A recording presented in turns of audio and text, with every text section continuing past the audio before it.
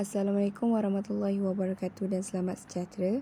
Saya Nurjanati binti Zahrin dari kumpulan 6 akan membentangkan tugasan individu yang bertajuk faktor-faktor penyalahgunaan ketum dalam kalangan remaja yang boleh memberi kesan terhadap kedaulatan negara.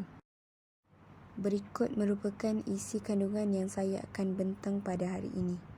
Sebelum saya kongsikan faktor-faktor berlakunya penyalahgunaan ketum dalam kalangan remaja di Malaysia, saya akan menerangkan secara ringkas istilah dadah, penyalahgunaan bahan dan ketum.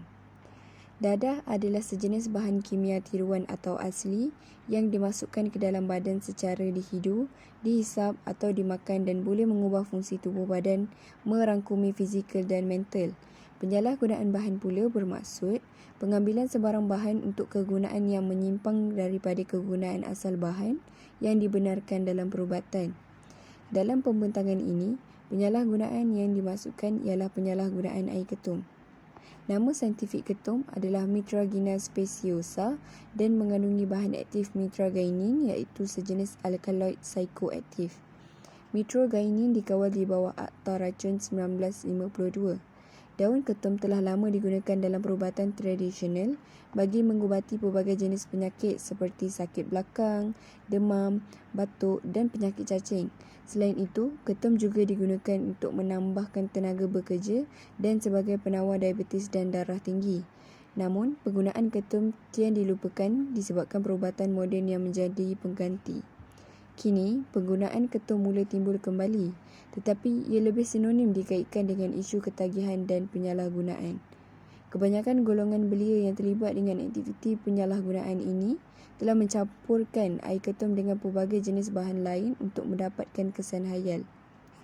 Terdapat banyak faktor yang menyebabkan remaja di Malaysia mudah untuk terjebak dengan penyalahgunaan ketum.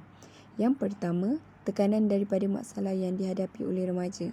Tekanan emosi secara berterusan daripada masalah peribadi, keluarga, rakan-rakan dan kerja akan menyebabkan seseorang mengalami kemurungan yang sangat teruk jika tidak dapat dikawal.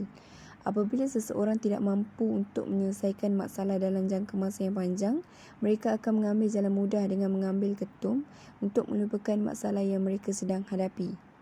Yang kedua, remaja mudah terjebak dengan ketum kerana kurangnya pengawasan daripada ibu bapa.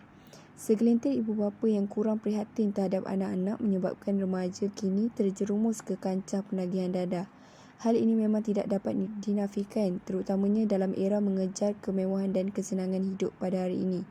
Secara tidak langsung, masa yang sepatutnya diluangkan bersama anak-anak menjadi terhad. Hal ini telah mengakibatkan remaja menikmati kebebasan yang keterlaluan kerana kegiatan mereka tidak lagi diambil tahu oleh ibu bapa. Lama-kelamaan, kebebasan tersebut membawa remaja ke arah gejala sosial yang terlampau, seterusnya hanyut ke lembah penagihan ketum yang disalahgunakan. Seterusnya, remaja mudah terjebak dengan penyalahgunaan ketum kerana kurangnya didikan agama daripada ibu bapa. Didikan agama yang mencukupi penting agar remaja dapat membezakan perbuatan yang betul dan salah, seterusnya menghindarkan diri mereka daripada najis ini. Dengan adanya pegangan agama yang kuat, seseorang itu akan sukar untuk melakukan sesuatu kesalahan seperti meminum ketum. Seterusnya adalah perasaan ingin mencuba. Pada peringkat usia ini, remaja mempunyai perasaan ingin tahu yang tinggi. Justru itu, apa-apa sahaja perkara yang baru yang terjadi di sekeliling mereka, mereka akan terdorong untuk mencuba dan melakukan perkara tersebut. Apabila remaja mula berjinak-jinak dengan air ketum yang disalahgunakan, lama-kelamaan mereka akan menjadi ketagihan. Reaksi daripada penagih yang mengatakan ketum itu menghayalkan dan dapat melegakan tekanan akan menambahkan lagi ingin mencuba dalam diri seorang remaja yang berdarah panas. Selain itu, ketum juga sangat mudah untuk didapati. Ini juga menjadi pendorong penyalahgunaan ketum dalam kalangan remaja di Malaysia. Ketum hidup subur meluas di kawasan bertanah lembap dan persekitaran kampung, terutamanya di bahagian utara. Penanaman ketum tidak memerlukan modal besar dan mudah dijaga kerana ia tidak mempunyai penyakit dan serangan serangga yang khusus. Hal ini menyebabkan ketum ditanam secara meluas, menyebabkan ia sangat mudah didapati dalam kalangan remaja. Ini juga dapat dibuktikan apabila terdapat ramai pelajar daripada negeri Kedah terjebak dalam penyalahgunaan ketum. Seterusnya adalah pengaruh daripada rakan sebaya. Rakan merupakan orang yang terdekat selain keluarga dan orang yang banyak menghabiskan masa bersama kita.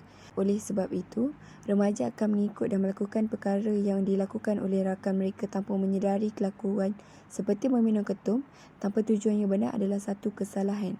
Kebanyakan remaja juga meminum ketum kerana ingin dihargai, takut disisihkan dan tidak mendapat perhatian oleh kumpulan rakan tersebut. Akhir sekali, faktor penyalahgunaan ketum juga disebabkan oleh pengaruh media massa. Segelintir program-program realiti televisyen serta rancangan-rancangan yang bersifat hiburan telah memaparkan perbuatan negatif yang amat mempengaruhi para remaja yang kini dengan perkara yang tidak baik. Remaja yang kurang pengetahuan dan tidak cakna tentang penyalahgunaan bahan akan menganggap bahawa perbuatan ini adalah suatu perkara yang tidak salah dan membahayakan.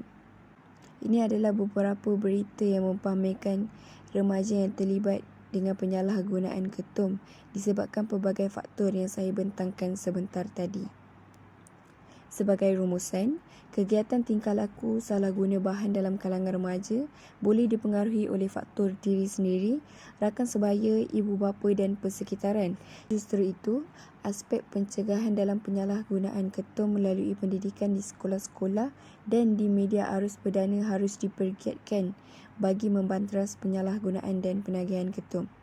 Pihak sekolah, ibu bapa, guru, pentadbir, pihak kerajaan dan agensi di bawah Kementerian Dalam Negeri, agensi Anti-Dadah Kebangsaan AADK perlu lebih proaktif dalam meningkatkan kesedaran dan kepekaan tentang kebejatan yang berlaku. Ini adalah kerana remaja merupakan aset terpenting dalam masyarakat kerana mereka adalah golongan belia yang akan mewarisi kepimpinan dan menentukan hala tuju negara atau kedudukan sesebuah masyarakat. Penagihan terhadap benda haram seperti ini akan membuatkan golongan remaja tidak dapat menumpukan perhatian terhadap sesuatu perkara sehingga mengabaikan tanggungjawab mereka. Oleh yang demikian, sebagai seorang belia, saya amat-amat berharap agar isu penyalahgunaan ketum dapat ditangani segera bagi menjamin kedaulatan dan kesejahteraan negara pada masa hadapan. Ini merupakan senarai rujukan yang saya telah gunakan bagi menyiapkan tugasan mengenai faktor penyalahgunaan ketum dalam kalangan remaja di Malaysia. Sekian, terima kasih. Assalamualaikum.